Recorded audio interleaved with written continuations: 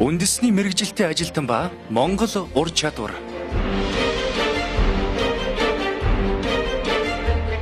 Монгол ур чадвар дэлхийд өрсөлдөнө.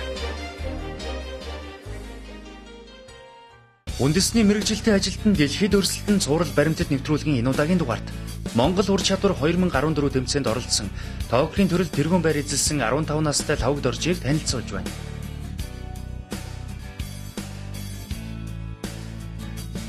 Өнөөдөр Монгол ур чадвар тэмцээнд төрүүлсэн хүүхдүүд ямар их урам зориг, хүсэл тэмүүлэл авч байгааг харж болно. 15 настай Лавгд Орж Монгол ур чадвар тэмцээнд оролцсноор дэлхийн хэмжээнд өрсөлдөх бас нэгэн боловсон хүчин бий болж байна. Түүний хувьд тэмцээнд орсноор Барзил улсад тэмцээнд орох эрх нь нээгдлээ. Харин үүнээс өмнө Солонгос улсад очиж бэлтгэл хийхээр болсон байна. Тэмцээн маш өрсөлдөөнтэй байлигдлаар 15 настай хүү онцолж байна.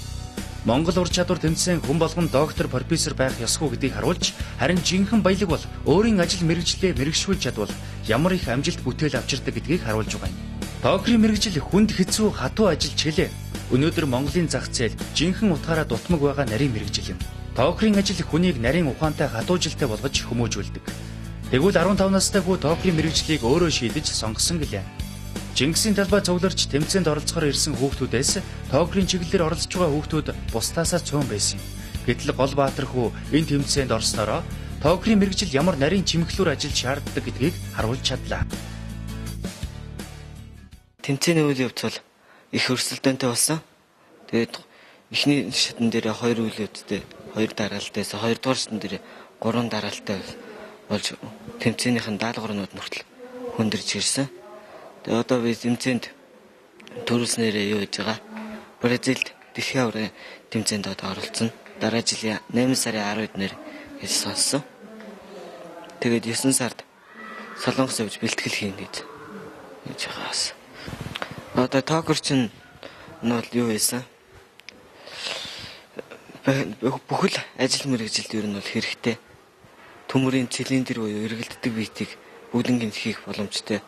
Токиогийн машин дээр кодол гаргачих юм бол 10-20 минутанд сенс автомат Токиогийн машин дээр бол 10 хийчин 10-20 минутанд л нэг биетийг Токиогийн мэргэжлийг сонгосноор зөвхөн эх орондоо биш, гадны олон орон мэргэжлийн мэргэжсэн токиорчдыг өндөр үнээр үнэлж, ажлын байр санал болгодог байна. Токиогийн мэргэжлийг хүн болгон сонгож өөрийн мэргэжлээ болгож чаддаггүй. Нэг ёсондоо нарийн чимэглэлээр ажилтай тул маш нямбай байхыг уг мэргэжил шаарддаг. Харин тэмцээнд Токиогийн төрлөөр төрүүлсэн хүү энэ мэргэжлийг сонгож авснаар бусад мэргэжлээс ямар давуу талтай гэдгийг хэлж өгсөн юм. Зүгээр л орё гэж бодоод ороод ирсэн л тээ. Тэр нь бол эргэлт хэрэгцээ юм. Ер нь л өндөр өдөө. Тэгээд эх орондоо тэгэхэд гадаадаас бас захиалга орж ирдэг. Импортлж явуулдаг захиалга орж ирсэн бийтэй деталуудыг. Гэхдээ зарим нэгэн компаниуд нь л гэдэг би аль компани гэдгийг сайн хийж мэдгүй ямартаж оруулж ирдэг. Оруулж явуулдаг гадагшаа гараад нэл мэдэнтэй. Манай сургуулийн орчин нөхцөл бол өндөр. Бүхэл зүйл хангагдсан. Ер нь бол багш нар ч гэсэн өндөр мэргэжил сайтай. Сайн заах одоо ур чадвартай. Нэг ч болтгой зүйлийг эх орондоо хөгжүүлээ. Эх орондоо импортлж оруулахгүйгээр өөрсдөө хийж сурцгаая. Тийм л юутай байдаг. Монгол ур чадвар тэмцээнд оролцож байгаа хүүхдүүдийг Герман Монголын хамтын ажиллагааны хүрээнд Германаас ирсэн багш нар хүүхдүүдэд мэдлэг боловсролоо харамгүй хайрлаж байна. Мэдээж Монголд барилгын чиглэлээр сургах заах арга барил нь өөрч гэлээ. Герман стандарт заах арга барил хүүхдүүдэд таалагдж байна. Харин Монгол ур чадвар тэмцээний гол зорилго нь Монгол ажилтан дэлхийн давтсан таниулах тэдэнтэй хамт өрсөлдүүлэхэд оршиж байгаа. Уг тэмцээнийг зохион байгуулж байгаа нь нэг талдаа тэмцээн уралдаан боловч нөгөө талдаа гадны орноос захиалга авах биш, Монголын чадварлаг ажилчдыг төрүүлэх явдал юм. Одоо бид нар чинь яг багаар ажиллаж хүүхдээ бэлдсэн. Нөгөө зүйлийг бодвол манай хүүхэд харьцангуй сэргэлэн овцгоотой, юм тогтоохтой илүү гар хөлийн хөдөлгөөн сайн. Тэгээд ер нь олон хүүхэд бэлдсэн л дээ. Түүнээс ганцхан тэмцээн зориулж бэлдээгүй. Бүх хүүхдүүдэд жигд хамгийн гол нь бид нар зураг, технологийн карт гэж юмыг маш сайн хийлгэсэн учраас тэрийгээд мэдчих юм бол одоо нөгөө програмаар хийгээд маш дөхөн болж байгаа байхгүй. Тэгээд энэ хүмүүс одоо бас ер нь амьдралын жоохон болцоо мото тэр утгаар нь ч нэг талдаа батсан. Хоёрт болохоор бид нэр арай сэргэлэн арай авахалжтай гэж авсан юм байна. Гэхдээ бол бидний итгэлийг маш сайн даасан гэж бодож байгаа. Ер нь юм нойлоос эхэлбэл хамаагүй өөр дүнтэй шүү дээ. Инженер болчиход инженер гэдэг хүмүүс үндсэндээ тооцоо хийдэг хүн шүү дээ, тийм ээ. Бид нар бол яг гараараа бодит юм хийж үйлдвэрлэдэг, гардын бүтээдэг улсуудыг бүтээж байгаадаа бид нар их бахархалтай байдаг. Өмнө нь олон улсад Монгол мэрэгжилтэн өрсөлдөж байгаагүй. Зөвхөн өсчин тогооч гэсэн хоёр мэрэгчлэр л гадны томоохон тэмцээнүүдэд ордог байсан. Харин Монгол ур чадвар тэмцээн зохион байгуулснаар тоогөрчин болон бусад барилгын салбарын мэрэгчлэр дэлхийд өрсөлдөх боломжийг нээлээ. Тиймээс гадны тэр дундаа Германаас ирсэн багш нар Монгол хүүхдүүдийг ур чадвар сэргэлэн цуваа байдал, хурдан шаламгай байдлыг өндрөөр үнэлж байна. Also wir sind die Firma MTS aus Berlin. Meine Firma Сайн байна уу? Би Германы MTS гэдэг компаниас ирсэн мэрэгжилтэн байна. Ирээд 2-7 хоног байна. Монголд нэг мэрэгжилтэнтэйгээ хамт ирээд бэлтгэл ажиллаа хийсэн. Харин одоо хамтрагч маань буцаад би эндээ сургалтаа гардан явуулж байна. Гол зорилго маань бол энэ самбар дээр байгаа тоокрын машины үйл ажиллагааг явуулах програмчлалыг хэрхэн хэрэглэх аргыг зааж байна. Одоогоор энэ сургалтанд техник технологийн коллеж болон бусад сургууль, хувийн компаниудын гээд 20 суралцагч хамрагдсан сурч байна. Энэ бол тоокрын машины програмчлалыг зааж өгөөд амжилттай боллоо гэвэл бодит машин дээрээ очиж харуулах юм. Гол нь энэ хүмүүс манай сургалтанд хамрагдсанараа удирдлагатай машины програмчлалыг бичиж сурах юм аа. Wir haben vorige Woche schon angefangen. Тоокрын мэрэгжил гэдэг нь үйлдвэрийн бүхэл засварын тоног төхөөрөмж хийхэд хэрэгэлдэг эрг болт гээд чухал нарийн бүтээгдэхүүнийг бий болгодог мэрэгжил юм.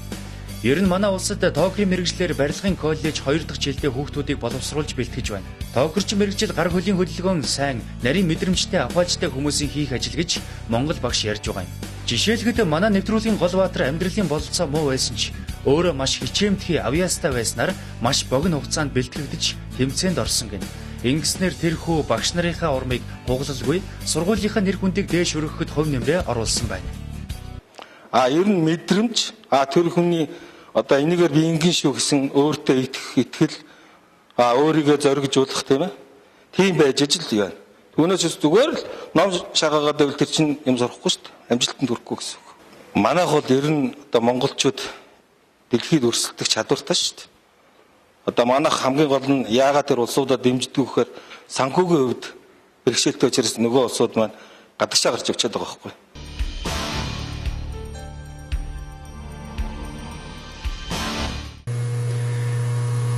Тоокрчин мэрэгжлийг голдуу эмэгтэй хүмүүс сонгодог.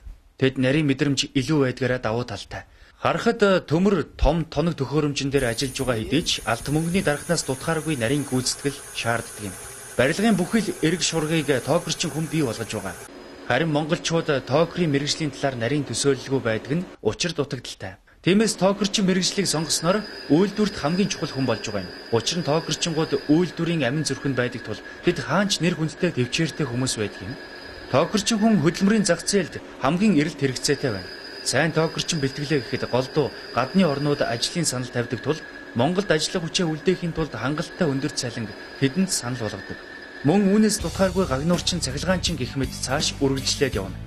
Мэргэжил эзэмшнэ гэдгийг дээд боловсрал эзэмших гэж ойлгож болохгүй. Хүн ямар ч мэргэжлийг өөрийн баялаг болгож чадвал асар олон амжилт бүтээл хүлээж байна. Тоокрын төрөлд төрүүлсэн хүү өнөөдөр уг мэргэжлэрээ бахархаж байна. Цаашид өшөө илүү мэргэжих хүсэл түүнд байгаа юм. Өглөө 9 цагаас эхлээд оройн 17 цаг хүртэл дундаа өдийн цайны 1 цагийн завсарлагаантай. Тэгээд өглөөний 11 үед 10 минут завсарлаад 15 цаг үед 10 минут их завсарладаг. Тэгээд сургалтын явцанд байнгын багшийн заалттай. Хэцүү байвал багшаар заалгана. Ер нь сонирхолтой. Тэгээд ойлголт нь болохоор орчуулагч хоёр орчуулж өгдөг. Гэрэн багшийн тестний. Миний нөгөө нэг код бичих хурд маань арай хурдан болж байгаа. Жишээ нь би нэг кодыг 30 минутанд бичдэг бол одоо бараг 10 минутанд бичихээр тийм болсон байна. Сайн тоокрчин, гагнуурчин, мужаан, цахилгаанчин гээд үнэхээр ажиллаа гаргуун эзэмшиж чадвал ямар ч боловсралтай хүнээс илүү өндөр цалин авч амжилтанд хүрэх боломж байна. Мэдээж хинч хар ажилтан болохыг хүсэхгүй. Гэхдээ аливаа ажлыг хийж үзээгүй байж сайхан муугааг нь мэдэх боломжгүй юм. Ер нь бол мэргэжилтэй ажилтан байх нь их зөв юм байна. Ийч гэсэн амьдралынхаа гараг техник мэргэжлийн сургуулиас л эхэлчихсэн.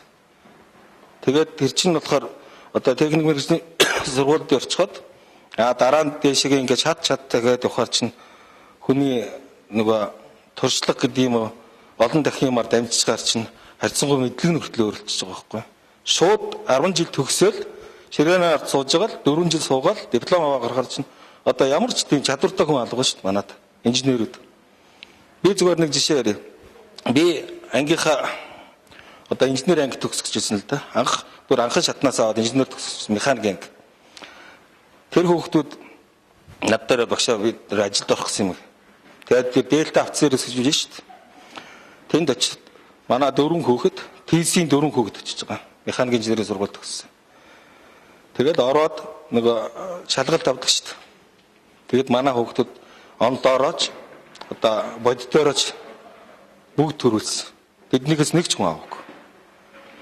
Тэднийг яасан гэхээр нэг гой улсууд нэг гой багжтай цүнх хүрц улсууд ирсэн. Залуучууд ирсэн.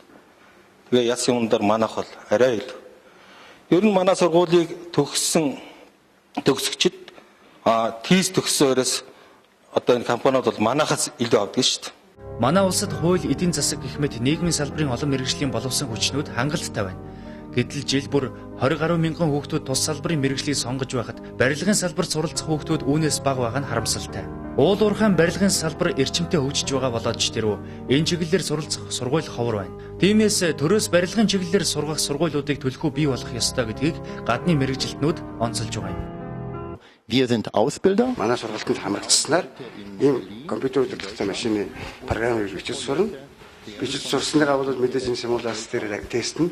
Тест амжилттай гэж үзвэл бодит машин дээр зорж шийдэж үзүүлэх юм байна. Яг миний хийсэн програмын дагуу яг миний хүссэн бүтээгдэхүүн гарч ийнү гэдэг яг өнөө бодит машин дээр хийхсэн өмнө хэмжиж хийж үздэг юм аа л да. Хэрэг болохгүй гэвэл дахиад програмчлалын төсөөлүүдийг нарийчилж өгөх бол нарийчилж өгөө. Тэгээд яг эцэст миний яг өгөгдлийн дагуу ажил зөв явуулж байна гэснээр дараа жинхэнэ машин дээр очиж програмаа суулгаад жинхэнэ ажлыг үүсгэв.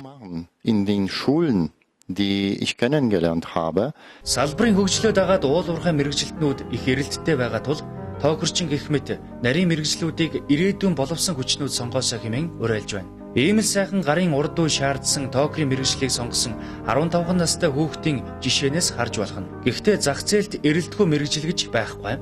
Тодорхой хэмжээнд ажиллах хүч илүүднэ гэхээс огт эрэлтгүй болно гэсэн үг байхгүй юм. Ийхүү Монгол ур чадвар тэмцээнд амжилттай оролцож, тоогөрчны төрөлд байр эзэлсэн техник технологийн их сургуулийн сурагчдууд багш шавийн амжилтыг харуулсан мэргэжилтэй ажилтан ба дэлхийд өрсөлдөх Монгол чадвар цуврал баримтад нэвтрүүлэг маань өндөрлж байна.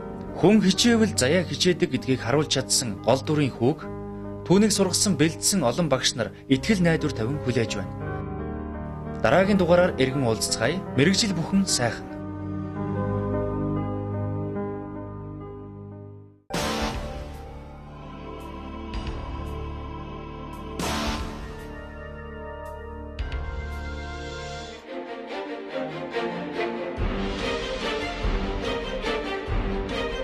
Үндэсний мэргэжилтэй ажилтан ба Монгол ур чадвар.